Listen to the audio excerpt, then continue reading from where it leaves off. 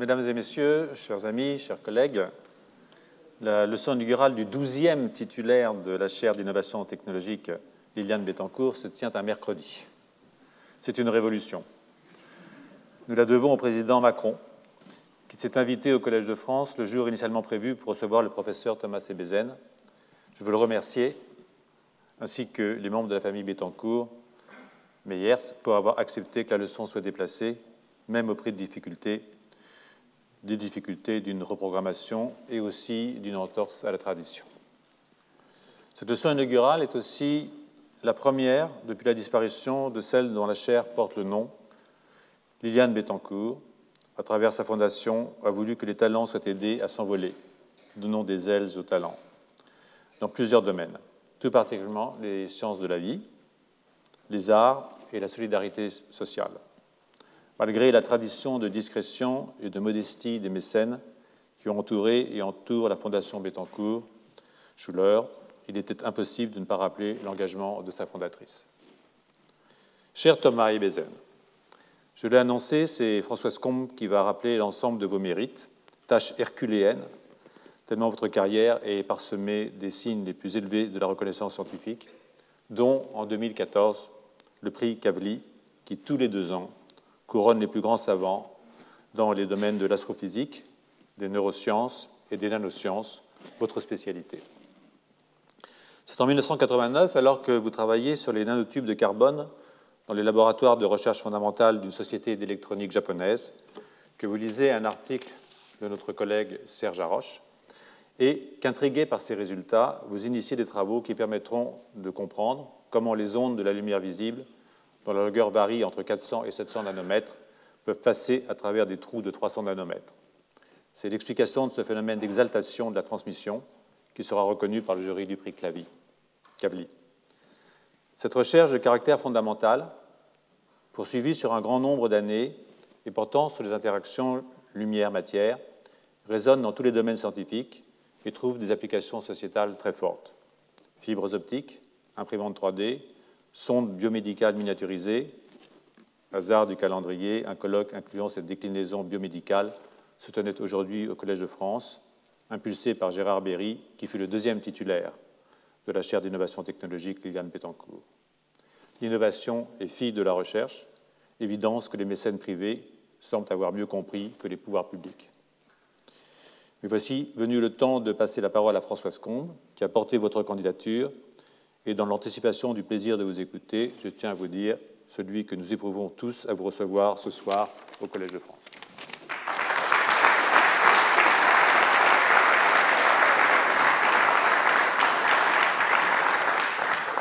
Alors, j'ai le très grand plaisir de présenter Thomas Ebbesen, car j'admire beaucoup ses travaux. Ils sont très ingénieux, toujours très ingénieux, bien que je ne sois pas du domaine des nanosciences. Enfin, je suis plutôt dans le grand infini, les années-lumière, et vous travaillez dans les nanos, donc structure, l'infiniment petit. Mais parfois, la physique de 2 infinis se rejoint, donc c'est ça qui est fascinant. Donc Thomas Ebbesen est de nationalité norvégienne. Il arrive en France à l'âge de 10 ans. Donc, vous avez fait toutes vos études jusqu'au bac à Paris. Et puis, vous avez choisi de partir aux États-Unis pour une licence dans le domaine de la chimie, de la biologie. Donc, Thomas revient à Paris ensuite, après cette licence dans l'université de l'Ohio à l'Oberlin. Il revient à Paris à l'université Pierre-Marie Curie pour faire une thèse en chimie physique, aujourd'hui Sorbonne Université.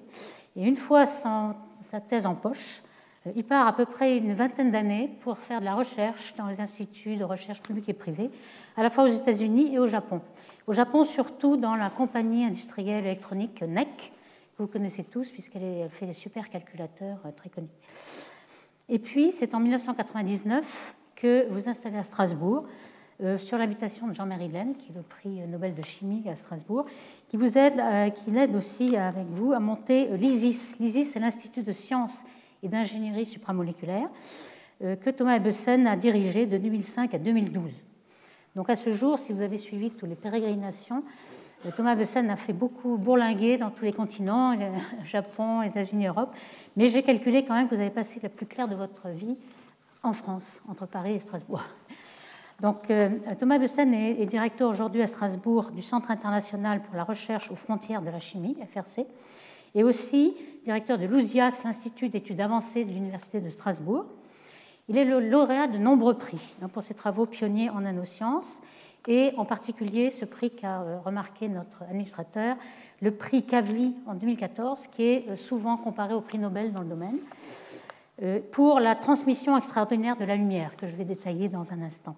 Et aussi cette même année, le grand prix spécial de la Société française de physique. Donc je passe un peu tous les prix, mais vous êtes aussi membre de l'Académie des sciences et lettres de Norvège et aussi membre étranger de l'Académie des sciences en France. Donc les travaux de recherche de Thomas Ebbesen sont à l'interface de la physique, de la chimie et des nanosciences. Il a d'abord travaillé sur la photophysique moléculaire avant de s'orienter vers les nanostructures de carbone, les nanotubes, le graphène, tout un sujet porteur qui a beaucoup de développement aujourd'hui chez NEC.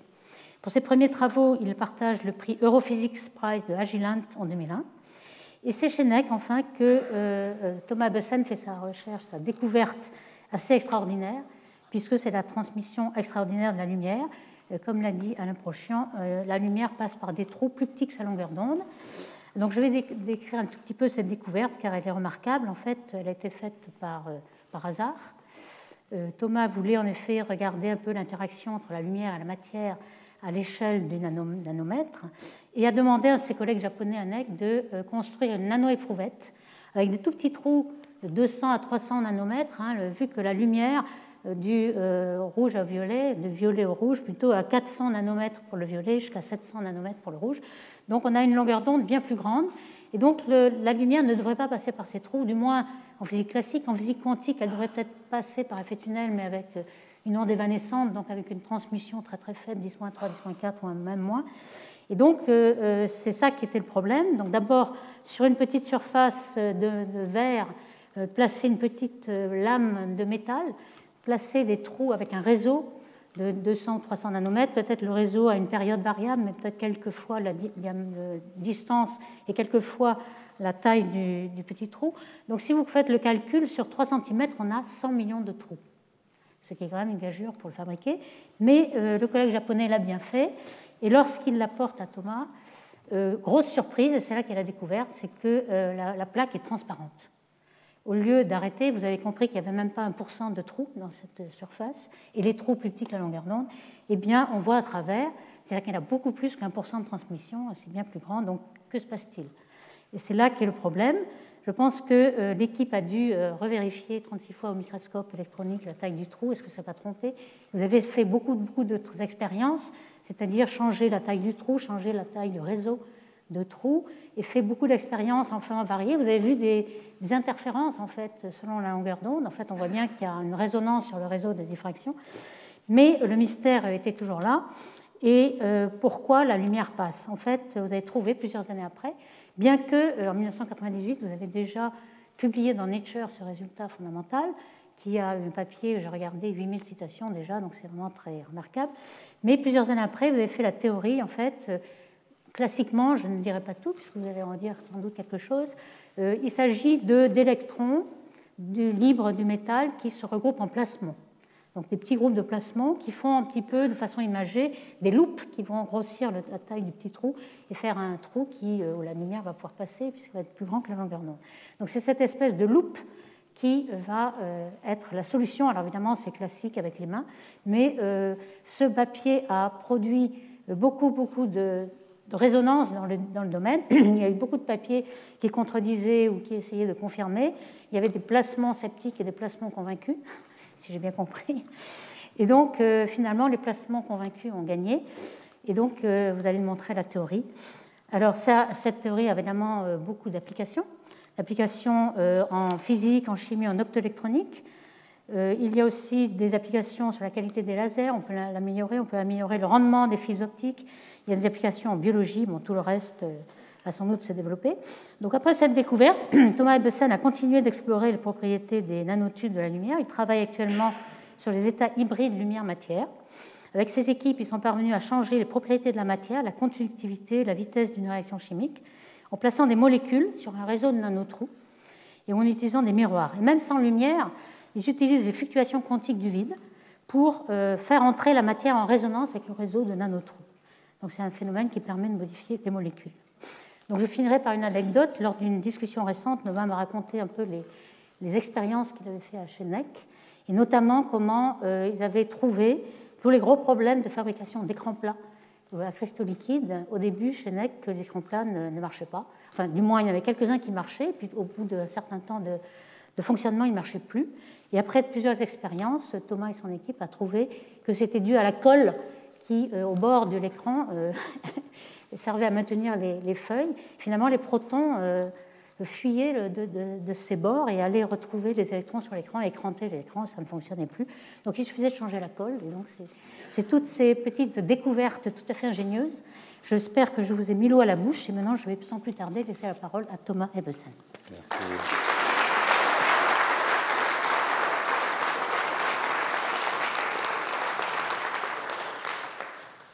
Bon, monsieur l'administrateur, cher Alain, chère Françoise, je tiens et chers collègues, chers amis, chers mesdames, messieurs, c'est un moment très spécial dans une carrière de scientifique d'être dans un endroit pareil, ça je peux vous le dire, et très émouvant.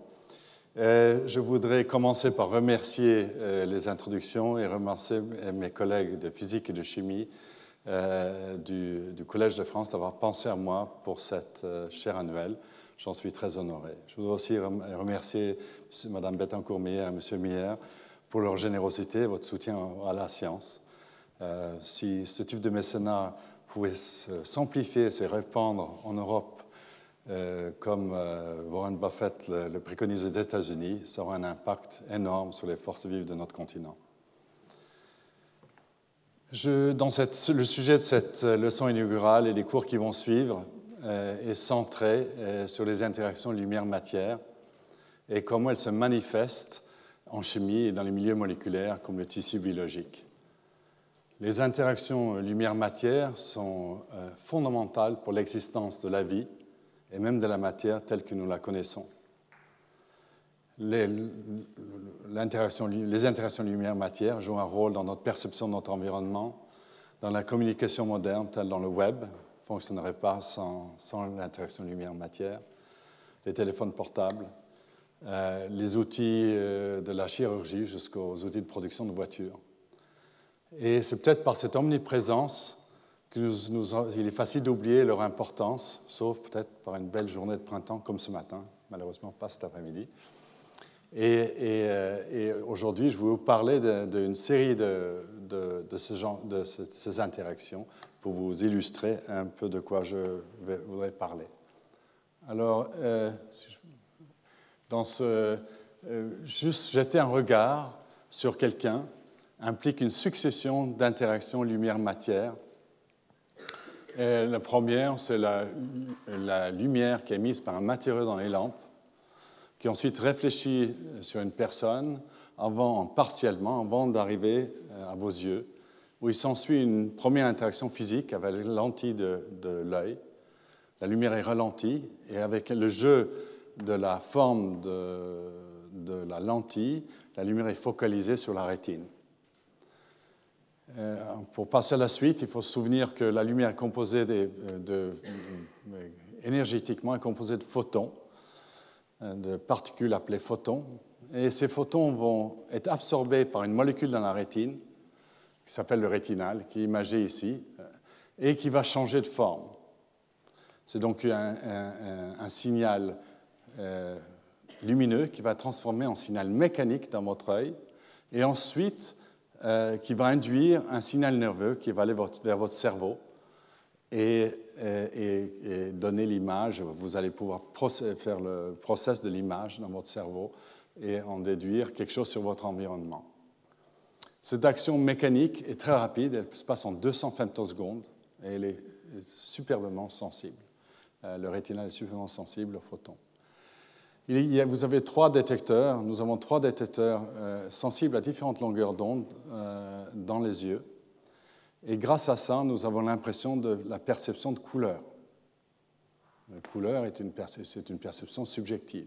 Et cette information est importante, elle est apparue probablement au cours de l'évolution, parce qu'elle nous donne une information sur la matière autour de nous, une information que les scientifiques appellent spectrale, et qui nous permet de dire si une pomme est mûre ou pas, ou cerise, peut-être au printemps, mûr ou pas. Alors, ça c'est dans la vision, mais les interactions lumière-matière jouent bien sûr un rôle très important dans l'existence de la biosphère et notre existence même. Les plantes, à travers la molécule de chlorophylle, absorbent les photons, mais cette fois, c'est pour stocker une partie de l'énergie pour garantir leur survie. La vie a besoin d'énergie continuellement, c'est pour ça que nous mangeons 3 fois par jour, et parce que la vie, tout organisme vivant est hors équilibre. Chaque photon de lumière contient très peu d'énergie à l'échelle humaine, mais à l'échelle de la molécule, c'est une quantité d'énergie énorme et modifie totalement les propriétés de la molécule et la rend très réactive. Et c'est ça qui se passe dans la chlorophylle. Alors, je suis désolé, j'ai gardé un transparent assez compliqué, mais ce qu'il faut retenir de ce transparent, c'est que la chlorophylle en vert ici, en absorbant les photons, transfère un électron à une autre molécule et s'ensuit une chaîne de transport de cette charge durant laquelle des molécules sont formées qui emmagasinent l'énergie pour le jour suivant ou plus tard dans la journée.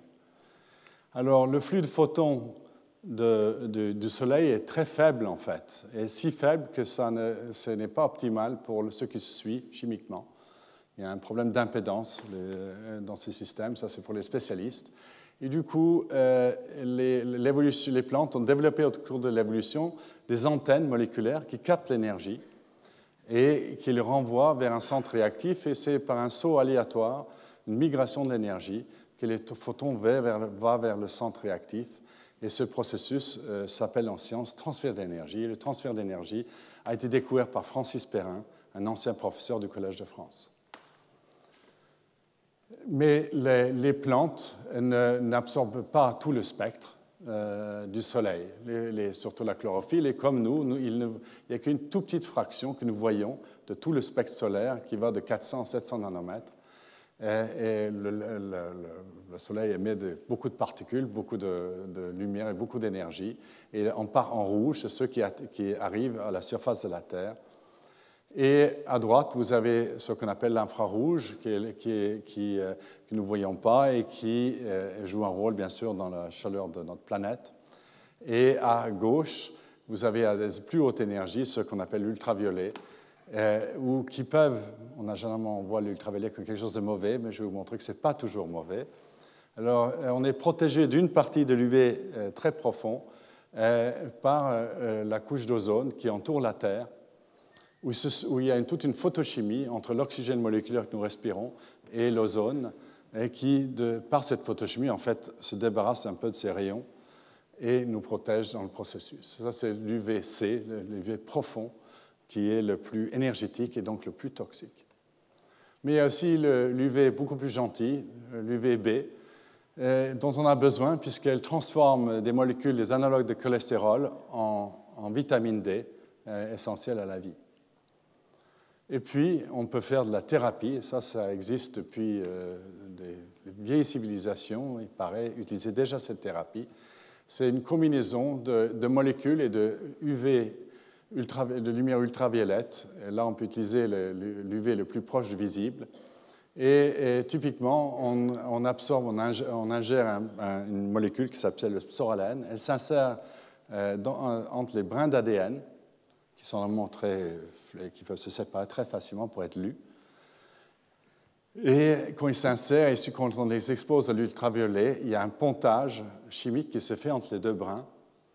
Et bien sûr, là, la fonctionnalité de l'ADN est perdue et il y a l'apoptose de la cellule, c'est-à-dire la mort de la cellule. Et c'est comme ça qu'on peut traiter ces maladies de la peau.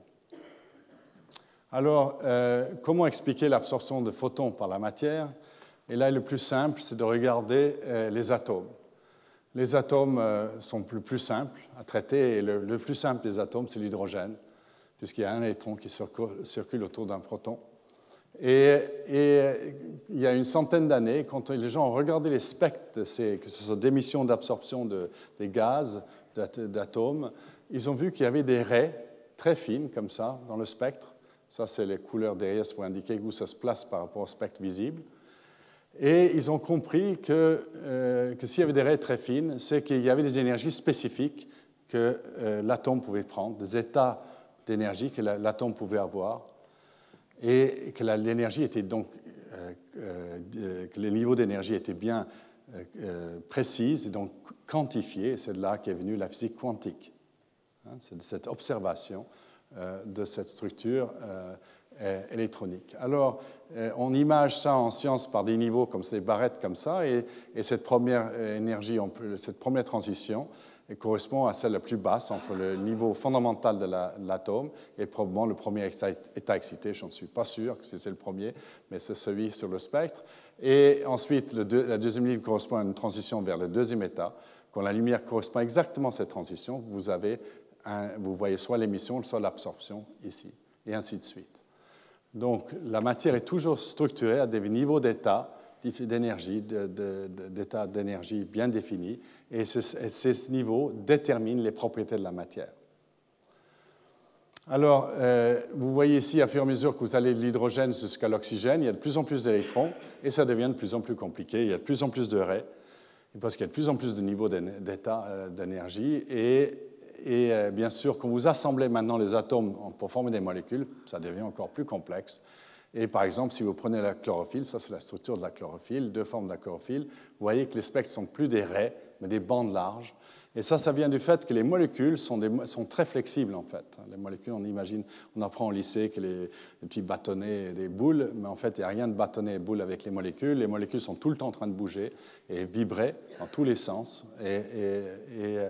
Et ça élargit les spectres. Et les niveaux de vibration, les énergies que peuvent avoir les vibrations sont aussi quantifiées et ont des niveaux bien précis qui sont représentés ici par ces petites barrettes au-dessus, ces petites lignes au-dessus des états électroniques. Alors, après que la chlorophylle a absorbé la lumière, elle peut faire trois choses typiquement. La première, c'est qu'elle va redescendre en dégageant cette énergie sous forme de chaleur. Et ça, c'est une raison pourquoi quand vous portez un t-shirt coloré en été, ça chauffe. Parce que toute la lumière du soleil est transformée en chaleur, ou la molécule peut faire un saut vers l'état fondamental et se débarrasser de l'énergie sous forme d'un photon, c'est la fluorescence, ou encore, elle peut faire de la chimie, c'est la photochimie, transfert d'électrons, donner un électron aux autres molécules, c'est ça qui se passe dans le système photosynthétique, ou encore transférer son énergie à une autre molécule, c'est le principe dont je vous ai parlé tout à l'heure. Alors, la fluorescence, on peut le voir très facilement si vous avez un laboratoire de chimie. Vous prenez des éprouvettes avec différents colorants. Là, c'est la fluorescine, donc elle fluoresce, vous pouvez bien imaginer, elle s'appelle ça. Ça, c'est la rhodamine 6G, c'est un colorant utilisé pour fabriquer des lasers. Là, c'est le bleu de phthalocyanine. Le bleu de phthalocyanine, vous pouvez l'acheter dans si vous faites de la peinture de toile, vous pouvez acheter du bleu de phthalocyanine sous forme d'une pâte et qui est très durable dans le temps parce que c'est une molécule très stable. Et la molécule verte ici, c'est un analogue de la chlorophylle appelée porphyrine. Et finalement, dans la solution claire, c'est une solution aqueuse avec une molécule, la quinine, qui est une molécule antimalariale. Et si vous maintenant éteignez la lumière et vous allumez une lampe fluorescente, vous voyez que certaines des molécules fluorescent et d'autres pas. En particulier la quinine est une jolie couleur bleue qu'on trouve très souvent dans les boîtes de nuit, dans les boissons mélangées avec des boissons alcoolisées. Voilà. Alors, ce qui est plus surprenant pour la plupart des gens, même pour les chimistes surtout, et peut-être pour les non-scientifiques aussi, c'est que les interactions lumière-matière interviennent aussi dans une gouttelette. Et ça, même dans l'obscurité la plus totale. Et en fait, les interactions lumière-matière interviennent dans les forces en jeu entre les molécules, qu'elles soient chimiques ou biologiques, et elles jouent un rôle très important dans notre existence. Alors, pour les scientifiques qui n'ont pas été instruits dans l'électrodynamique quantique, ça peut aussi paraître surprenant, comme moi-même. Mais au Collège de France, il y a des grands spécialistes de ce domaine, M. Cohen-Tanuji, M. Dalibard, M. Haroche, qui n'est pas ici, et leurs collègues du laboratoire Kassler-Brossel sont des sommités mondiales dans ce sujet. C'est une école qui m'a inspiré, comme vous allez le voir plus tard dans ma présentation. et je demanderai à eux d'être indulgents envers le choix des mots que je vais utiliser dans la suite de ma présentation pour essayer d'expliquer l'électrodynamique quantique à une audience large. Alors, pour arriver dans le sujet, pour essayer d'expliquer pourquoi les interactions lumière-matière interviennent dans une gouttelette, il faut parler du vide. Et le vide a été sujet de réflexion depuis l'Antiquité. Et Aristote pensait que la nature avait l'horreur du vide. Les atomistes comme Démocrite et Lucrèce pensaient au contraire qu'il fallait qu'il y ait un vide pour expliquer le comportement des choses autour d'eux qu'ils voyaient tous les jours dans leur vie. La vision d'Aristote a perduré au Moyen Âge jusqu'au XVIIe siècle, l'arrivée des siècles de lumière, de la science moderne et des nouvelles méthodologies. Et 3 scientifiques, un Italien, un Allemand et Blaise Pascal en France, font des vides matériels, tirent le vide avec des pompes, et on réalise qu'il peut avoir un vide de matière. Et celui de von Guericke en Allemagne est le plus impressionnant puisqu'il prend 2 sphères métalliques, il les met ensemble, il prend le vide et il attelle des chevaux pour essayer de les séparer. Ils n'arrivent pas à les séparer, donc il fait ça à la cour, pas seulement dans les villages, mais dans la cour du prince local. Et ceux qui tiennent ceux qui ne sont pas scientifiques, les 2 sphères sont tenues par la pression atmosphérique, tout simplement. Il n'y a pas de magie à l'intérieur de la sphère.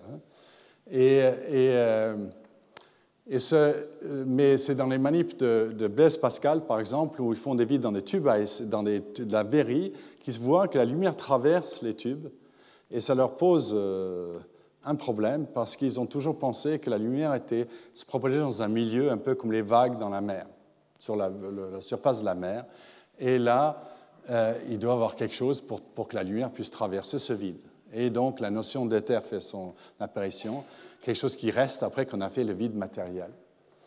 Et c'est qu'au XXe siècle, au début du XXe siècle, avec Einstein, la relativité spéciale et la constance de la vitesse de la lumière, qu'on réalise qu'on n'a pas besoin d'un éther, et l'éther est enterré pour une fois pour toutes.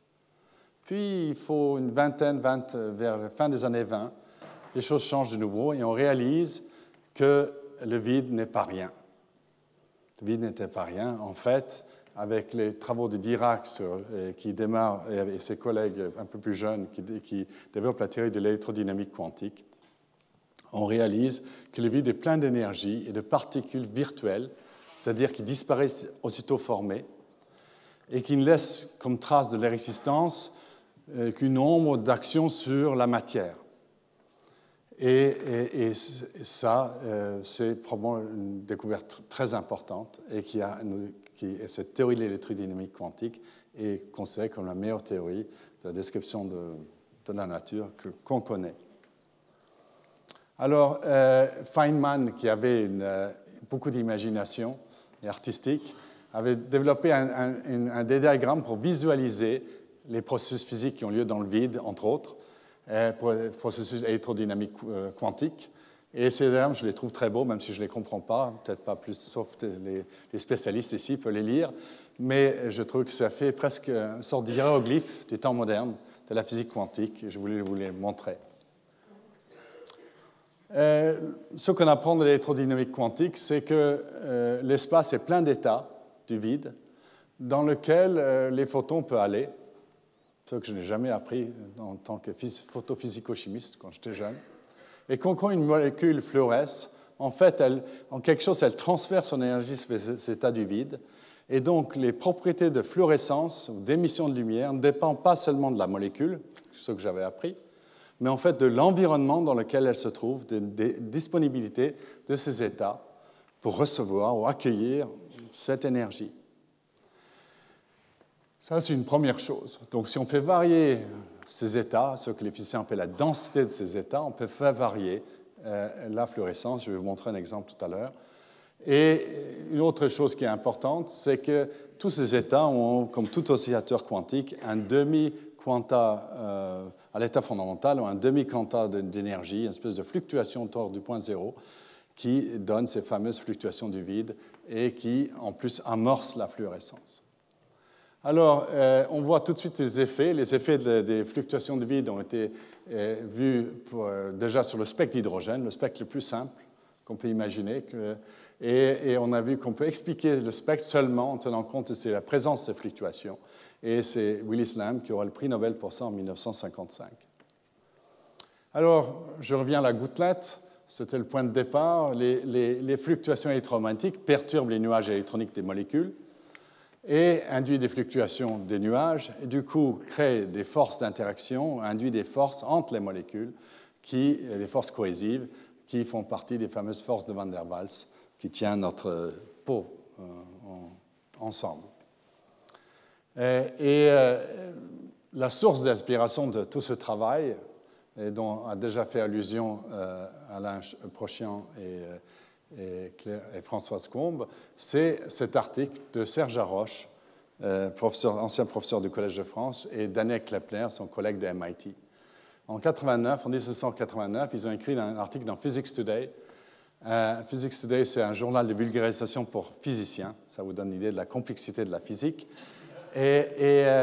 Et ils ont fait un superbe travail d'écriture dans cet article, puisque moi, en tant que chimiste, j'ai pu comprendre au moins une partie de cet article, et avec un titre absolument fantastique, pour moi à l'époque, du moins, c'était l'électrodynamique quantique de cavité. Alors, qu'est-ce que c'est une cavité? Pour les gens qui ne sont pas spécialistes, c'est des structures dans lesquelles la lumière résonne, tout simplement.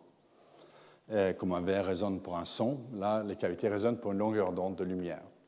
Et ça, ce qui était fascinant dans cet article, c'est qu'ils ont parlé d'un physico-chimiste, et c'est là où j'ai vu mon inspiration de plus, Karl Drecksager, un physico-chimiste allemand qui vivait à Göttingen et qui a fait une des premières preuves de l'électrodynamique quantique de cavité, d'après Serge Haroche. C'est en plaçant une molécule, cette molécule d'europium, devant un miroir avec une technique que les chimistes connaissent bien, mais les physiciens moins bien, c'est la technique de Langmuir-Blodgett qui permet, dans les années 60, à faire de la nanoscience avec une précision du nanomètre. Et il place cette molécule à différentes distances du miroir et il voit que la durée de vie de la fluorescence fluctue. Alors, quand elle est très courte, ça veut dire qu'elle fluoresce à la folie. Donc, l'intensité, c'est l'inverse, fait l'inverse de cette oscillation. Et ceci s'explique par l'électrodynamique quantique, simplement par le fait que les densités d'états, le nombre d'états du vide pour accepter les photons varie. Beaucoup ici, peu là, beaucoup là, un peu moins là, et ainsi de suite. Et c'est pour Serge Haroche et Daniel Kleppner, c'est une preuve de l'électrodynamique quantique de cavité. Alors, quand j'ai vu ça, je me suis dit, mais c'est absolument fantastique. C'est une manière de modifier les propriétés des molécules sans les toucher, juste en contrôlant leur environnement, en le mettant dans une cavité. Et j'ai voulu en faire plus. Et je me suis dit, est-ce que je peux prendre ces petites éprouvettes, le faire à la taille de la longueur d'onde, parce qu'il faut être la taille de la longueur d'onde, et modifier d'autres processus chimiques, par exemple la réactivité. Mais comme quand vous allez chercher un mot dans un dictionnaire, vous tombez sur d'autres mots, je suis tombé sur d'autres mots. Un autre mot, c'était la transmission extraordinaire dont a parlé Françoise en détail, puisque quand j'ai voulu faire fabriquer ces petites cavités microscopiques, je me suis tourné vers un spécialiste de la nanofabrication, ou microfabrication, chez NEC, avec qui je partageais bureau, qui ne parlait pas beaucoup anglais, et moi je ne parlais certainement pas beaucoup de japonais. Et je lui ai demandé s'il pouvait me fabriquer une petite nano-éprouvette dans un fil métallique. Et il m'a demandé la taille, je lui ai expliqué la taille, il a donné l'impression que c'était très simple. Et puis il m'a demandé combien. Alors moi j'ai vu qu'il m'avait dit que c'était très simple. J'ai dit j'en ai besoin de 100 millions dans 1 centimètre carré. Comme ça, je peux faire des manips. À quel point il a fait une expression que je ne vous reproduirai pas, mais que j'ai compris comme un oui. Mais en fait, c'était un non. Et il a été tellement gentil, pour que je ne perde pas face, il est allé essayer de fabriquer 100 millions de trous dans 1 centimètre carré, ce qu'il lui a fallu 3 mois de travail.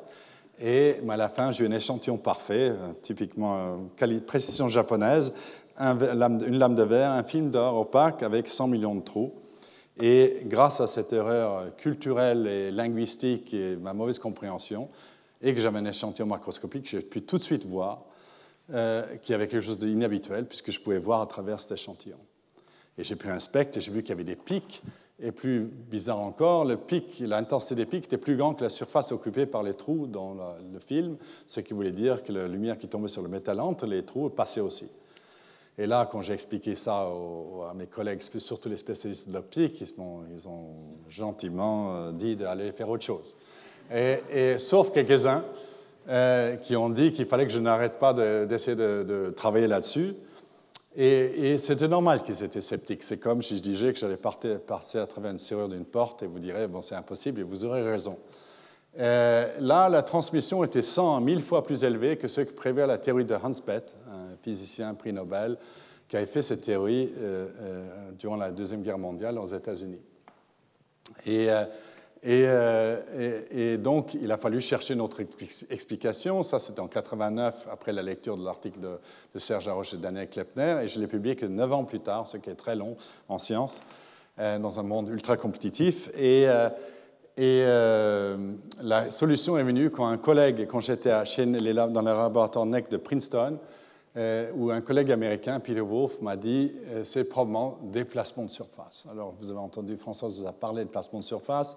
Il y a 1000 manières de voir les placements de surface. Le plus simple, c'est de penser que la lumière peut être piégée à la surface d'un métal par interaction avec les électrons libres de métal. Et ça arrive tout le temps.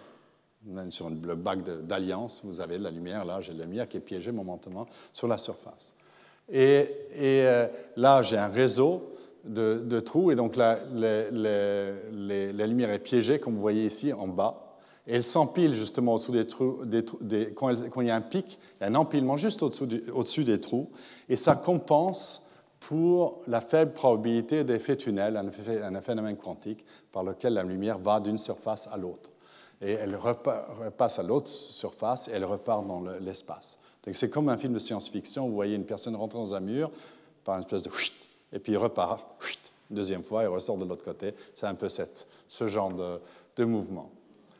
Alors, ça a donné lieu à beaucoup d'études et plein de structures qu'on a étudiées, en particulier des structures très intéressantes technologiquement, comme celle-là, et aussi des choses très simples, comme juste un trou dans un film métallique. Et les trous avaient été étudiés scientifiquement depuis le XVIIe siècle.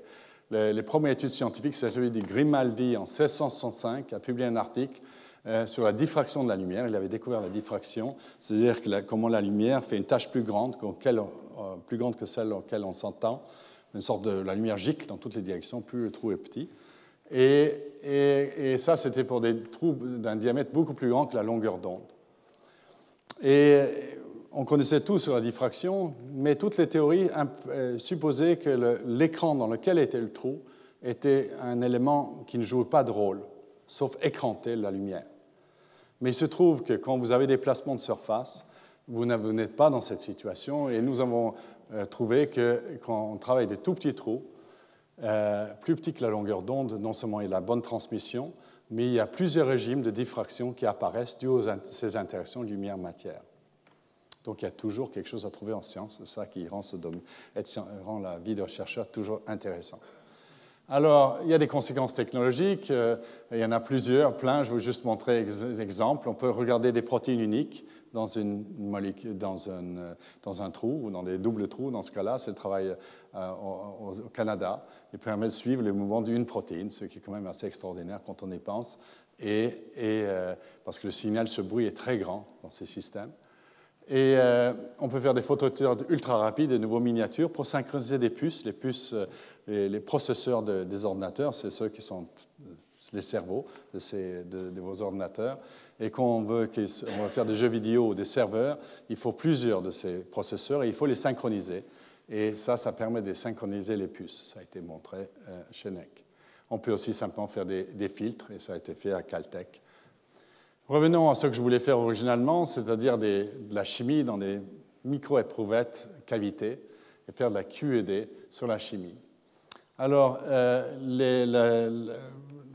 l'électrodynamique quantique dit qu'il y a deux régimes d'interaction lumière-matière, le couplage faible et le couplage fort. Le couplage faible, c'est celle dont j'ai déjà parlé, c'est-à-dire la modification de l'émission de la lumière devant un miroir, par exemple. Le couplage fort, l'interaction est si fort que les niveaux d'énergie de la matière changent.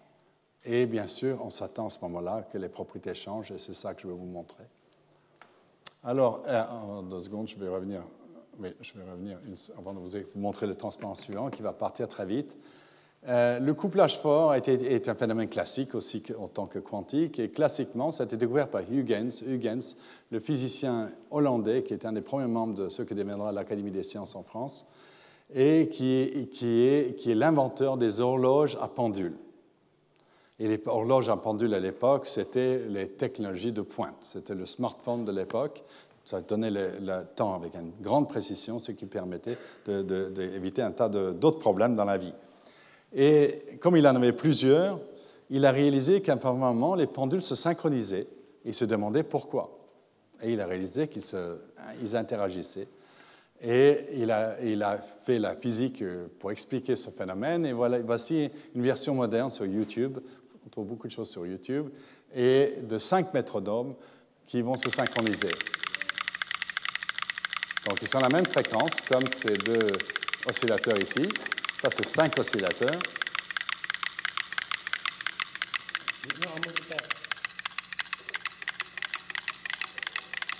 Et quand on met le socle sur la canette, les métronomes communiquent et on peut entendre qu'elles se synchronisent. Même pas besoin de regarder.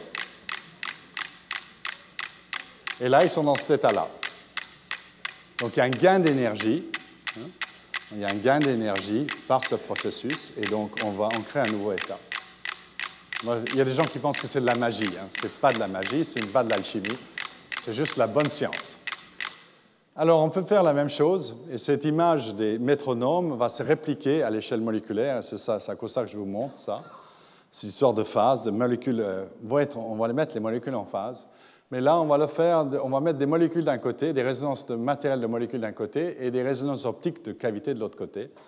Et à cause des fluctuations électromagnétiques des cavités, même dans l'obscurité, et les fluctuations des nuages électroniques de la matière, ça va se passer même dans le noir, si on a les bonnes conditions. Et on va voir des nouveaux états, mais ces états qu'on va créer, c'est des états hybrides lumière-matière. Et si vous êtes chimiste, les états hybrides lumière-matière, ça vous demande qu'est-ce que c'est. Je vous dis tout de suite, pas seulement vous, moi aussi. Et on appelle ces états polaritoniques. Et si vous créez ces états, vous imaginez bien que les propriétés de la matière vont être changées. Et c'est ça que j'essaie de rechercher. Alors, pour comprendre comment ça peut avoir un effet sur les réactions chimiques, il faut se souvenir que pour qu'une réaction ait lieu, comme l'isomérisation dont j'ai vu montrer tout à l'heure, vous avez des paysages réactionnels. Et ces paysages ressemblent à des montagnes, des Vosges, par exemple, si vous êtes en Alsace.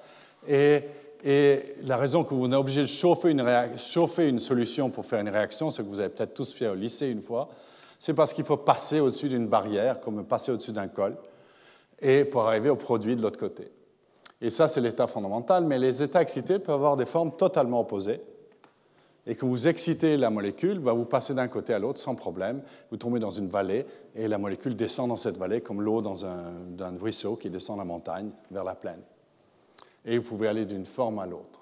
Alors, quand vous faites une coupe bidimensionnelle de ce paysage, vous voyez, ça, c'est la montagne dans l'état fondamental, et là, c'est la vallée dans l'état excité.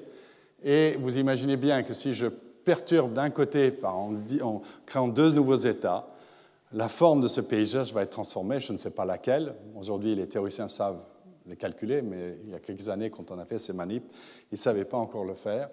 Et ça va perturber la chimie, comme on va le voir. Et en plus, ces paysages réactionnels sont perturbés par le fait que les molécules ont tous ces modes de vibration, des centaines de modes de vibration, ce qui est aussi une source de possibilités, comme je vais vous le montrer. Alors, comment est-ce qu'on fait la manip? On prend une lame de verre et un fil métallique, on met des molécules sur la surface, on fait une sorte de sandwich, on arrive avec le deuxième miroir, et on s'assure que la distance entre les miroirs est résonnante avec les molécules. C'est-à-dire que la distance fait qu'il y a une résonance qui correspond à l'absorption de la molécule, et à ce moment-là, vous avez apparition de ces états lumière-matière. Et ce qui est intéressant, c'est que vous pouvez, parce que les molécules sont très petites par rapport à la longueur d'onde de la lumière, vous pouvez mettre plein de molécules dans la cavité. Et vous pouvez avoir le mode optique peut interagir avec, typiquement dans nos expériences, avec 100 000 molécules. Et de ce fait, à fur et à mesure que vous augmentez la concentration de molécules, vous voyez la théorie dit que la séparation de ces états va devenir de plus en plus grande, la perturbation va devenir de plus en plus grande. Et pour les spécialistes, on atteint facilement 1 électronvolt de splitting de Rabi. Je dis ça pour vraiment les gens qui connaissent ce domaine. Et donc, c'est une perturbation énorme, c'est une fraction de la transition, une bonne fraction de la transition. Et ce qui est intéressant, c'est que c'est collectif. C'est-à-dire que plus j'ajoute de molécules, plus les molécules déjà dans le système vont être perturbées. C'est comme si les gens rentraient dans la pièce et ceux qui étaient déjà là devenaient de plus en plus grands. Et quand les gens commençaient à quitter la pièce, les gens qui restaient devenaient de plus en plus petits. Et ça, c'est quand même très surprenant, mais c'est la réalité. On peut faire des manips pour le montrer. C'est parce qu'on fait du couplage d'ensemble dans beaucoup de molécules. On a ces états collectifs qui courent à travers toutes les molécules. Et ça s'appelle les états délocalisés. Et les chimistes prennent du temps pour synthétiser des états délocalisés, par exemple pour améliorer la conductivité moléculaire. Et ici, ça se fait simplement de manière physique. Et bien sûr, chaque molécule est très perturbée par ce couplage fort. Alors, voici, maintenant je mets une vraie molécule, je donne un spectre, c'est un vrai spectre d'une molécule que je mets dans cette cavité. Et voilà le spectre après. Et ces deux points rouges, là, les deux pics, correspondent à ces deux transitions entre ces états, comme les raies dans l'hydrogène. Et si vous êtes chimiste, pour aller de là à là par la méthode synthétique, ça prendra beaucoup de temps. Alors, juste un point intéressant de point de vue, c'est qu'on a parlé de fluorescence, et normalement la fluorescence est émise de manière totalement non synchronisée.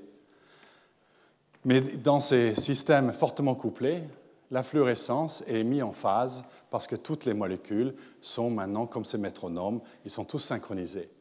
Et c'est ce que les gens appellent la fluorescence, elle devient cohérente, on a dit ça en physique, et c'est le groupe de Joël Bellessa à Lyon qui a démontré ça la première fois, ça a été répété maintenant à plusieurs endroits, et c'est vérifié que des molécules distantes de 1 micron et plus émettent en phase. Il n'y a aucune autre manière que je connais de pouvoir faire ça. Ça, c'est pour les spécialistes. Alors, on peut faire de la chimie, et la chimie, dans ces cavités, maintenant, a commencé à prendre un nom, parce qu'il y a tellement de gens qui y travaillent, et on commence à lui donner un nom, c'est la chimie polaritonique. Et la première expérience de ce type, c'est nous qui l'avons fait à Strasbourg, ça a pris plusieurs années, et pour le faire de manière propre. Et on a pris de nouveau une isomérisation, toujours la même chose, changement de forme d'une molécule sous l'action de la lumière. Et de nouveau ce paysage dont j'ai déjà parlé. Et quand on commence avec une forme non colorée, le spiropyrane, et on fait une forme colorée, la mérocyanine, qui résonne avec la cavité, on peut suivre la réaction chimique à fur et à mesure que la séparation de ces deux états augmente avec le temps. Et quand on fait ça, on voit que la réaction dans la cavité presque s'arrête. Et au début, le rendement de la réaction augmente. Quand on a voulu essayer de publier ces résultats, les gens ont dit que c'était la science-fiction. C'est la première fois de ma vie qu'on parle de mes recherches de cette manière-là. Et ça nous a convaincus d'y aller travailler encore plus. Et on a finalement réussi à le publier. Et les gens les plus critiques, parmi les gens les plus critiques, il y a des théoriciens qui maintenant sont totalement d'accord avec nous et qui en fait disent que ce que nous avons observé, c'est une limite inférieure de ce qu'on pourrait observer et que la chimie va être très fortement perturbée en cavité maintenant que les outils théoriques sont beaucoup plus avancés. Alors ça, c'était la photochimie, c'est moins intéressant, il vaudrait mieux modifier la chimie à l'état fondamental, la chimie de l'éprouvette que vous chauffez. Et pour cela, on peut coupler les vibrations d'une molécule. Et là, on a l'avantage qu'on peut travailler dans une échelle beaucoup plus grande. Pourquoi? Parce que l'énergie de vibration est 10 fois plus petite que celle de la transition électronique. Et donc, on peut travailler avec une cavité 10 fois plus grande, de l'ordre de 10 microns, ce qui est un dixième du diamètre d'un cheveu, mais pour nous, c'est grand. Et on peut suivre des réactions chimiques dans des cavités de cette taille. Et la première réaction qu'on a étudiée, c'est une réaction qu'on appelle une réaction de déprotection, où on coupe la liaison carbone-silicium et par une attaque de ce fluor, et on obtient ce produit. C'est une réaction ultra simple pour une preuve de principe. Et voilà les modes de cavité, c'est nouveau aussi pour les spécialistes, les modes de la cavité infrarouge, le spectre d'absorption des modes vibrationnels de la molécule. Et vous voyez ici, on a un splitting de Rabi ici, et c'est le mode d'étirement du carbone silicium qu'on va coupler. Et quand on fait ça, la réaction ralentit de manière dramatique. Et bien sûr, on n'est pas très content parce qu'on aimerait qu'une retour aille plus vite. On est dans le monde moderne. Mais ensuite, on a fait ce qu'on appelle la thermodynamique de la réaction. Et la thermodynamique de la réaction, ça vous donne une information sur les interactions énergétiques durant la réaction et vous donne des informations sur le mécanisme réactionnel. Et quand on a fait ces analyses, l'analyse de l'enthalpie et l'entropie d'activation de cette réaction, on a été très, très, très surpris parce que les valeurs changent de manière dramatique quand on considère la perturbation qu'on a induite dans le couplage fort. Et en fait, le mécanisme réactionnel change.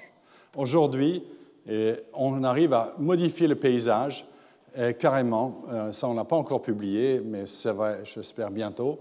On arrive à ces paysages tridimensionnels dont je vous ai montré tout à l'heure, on arrive à les basculer pour qu'on aille vers un produit par rapport à un autre, comme si on basculait un paysage et l'eau allait dans une rivière par rapport à une autre. Et ça a une grande importance en chimie, parce que ça permet de faire ce qu'on appelle une chimie sélective, d'orienter une réaction vers un produit donné par un procédé totalement nouveau. Alors, on peut aussi modifier les matériaux en les habillant dans une cavité. On peut changer l'optique non linéaire, la fonction de travail, parmi d'autres choses. On peut changer le transfert d'énergie dont je vous ai parlé. Tout le monde qui a travaillé sur le transfert d'énergie savent que ça disparaît à 10 nanomètres. Ça s'arrête à 10 nanomètres. Quand les molécules sont distantes de 10 nanomètres, on a montré que par le couplage fort, on peut les rendre indépendantes de la distance. Et ça, c'est aussi vu dans les théories. Donc ça, c'est très, très intéressant par un effet d'intégration quantique. Mais moi, je vais juste donner un exemple, c'est l'amélioration de la conductivité et la conductivité des semi-conducteurs organiques. Alors, les semi-conducteurs organiques sont apparus il y a une quarantaine d'années, a donné lieu à un prix Nobel, et on espérait qu'elles remplacent le silicium, le matériau de choix dans les puces électroniques. Mais le grand problème des semi-conducteurs organiques, c'est que la mobilité des électrons, du courant, est très mauvaise. Et on a passé les 40 dernières années à essayer d'améliorer, mais on est encore loin du silicium. Et tout simplement parce que l'électron saute d'une molécule à l'autre et qu'il y a beaucoup de désordre. Moi, je me suis dit, mais si j'ai ces états collectifs, peut-être je peux mettre un électron sur un de ces états et whoosh, elle va d'un bout à l'autre de l'échantillon. Et ça marche. On a pris des semi-conducteurs organiques. On a utilisé les réseaux de trous cette fois, dont la résonance, on peut ajuster simplement par la période et les accorder, parce que pour ce genre de phénomène de couplage fort, il faut que ce soit bien accordé. Et quand on fait cela, et on trace des courbes de dispersion, on voit que le courant, en fonction de l'inverse de la période, 2π sur la période, ce qui est pour les spécialistes comprendront, on verra un pic de courant chaque fois que l'absorption de la molécule croise un mode de placement de surface dû à l'exaltation de la conductivité. Et quand on fait un transistor style à effet de champ, on voit que la mobilité a été exaltée par un facteur 10, pas seulement la conductivité. Donc c'est vraiment quelque chose d'intrinsèque qui a changé. Et c'est une preuve de principe, on pourrait peut-être faire beaucoup mieux. Et il y a aussi l'analyse théorique qui montre que les états noirs jouent un rôle très important. De nouveau, c'est pour les spécialistes. Alors j'espère que je vous ai convaincu que hybridiser la lumière-matière a un potentiel non seulement scientifique, mais aussi technologique. Et on peut faire de l'ingénierie très simple en contrôlant l'environnement de la matière, l'environnement électromagnétique de la matière. C'est facile à mettre en œuvre. C'est juste 2 plaques métalliques très proches de la matière. Mais peut-être pas facile à comprendre. Et si vous avez eu des difficultés à comprendre, je comprends tout à fait. Il m'a fallu presque 10 ans pour comprendre ce que je faisais. Alors, je ne bien sûr pas tout seul dans ce travail. J'ai une équipe fantastique de jeunes chercheurs et moins jeunes, et beaucoup de gens qui étaient dans mon laboratoire qui ont contribué à ce travail, et bien sûr du financement de l'université à travers le ministère, donc l'université, le CNRS, l'ANR, le programme d'investissement d'avenir, l'ERC, les fantastiques ERC, Et je vais juste terminer par un mot. Le mot alchimie du vide, il y a des gens qui ont pris ça au premier degré. Il n'y a pas d'alchimie ici. J'espère que vous avez compris ça. C'était mon très bon collègue Cyrek Genet, sans qui je n'aurais pas pu faire tout ce travail, physicien, qui m'a dit si personne n'y croit, pourquoi tu n'appelles pas ça l'alchimie du vide? Et donc voilà d'où vient le titre. Et puis il y a quelqu'un, je vous laisse sur ce mot d'un collègue linguiste, de Georges Kleber, qui a écrit ça quand il a reçu le carton d'invitation. Et je vous remercie pour votre écoute.